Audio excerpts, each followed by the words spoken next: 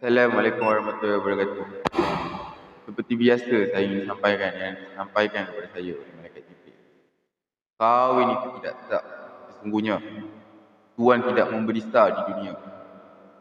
Hanya dengan nama Nabi Muhammad kan saya cakap dengan orang. Hanya dengan memikna amalan Nabi Muhammad.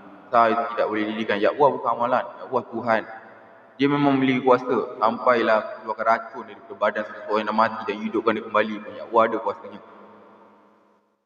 Maha kuasa memang ada, tapi dia tidak memberi sah kepada satu makhluk dekat dunia ni, siapa pun itu.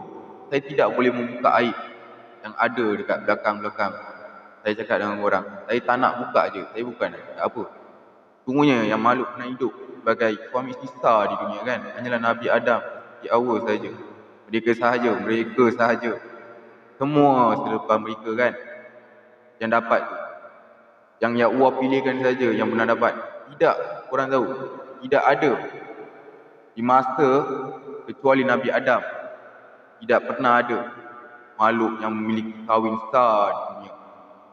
Saya cakap dengan korang, ini itu pentinglah saya bagi tahu. Sebab ini pendirian kan, bukan untuk semua orang, untuk makhluk yang sembah Ya Allah. Sungguhnya, saya cakap dengan korang, jika seseorang kan memiknai Ya Allah, memberi sah, dosa itu korang murtad itu masa.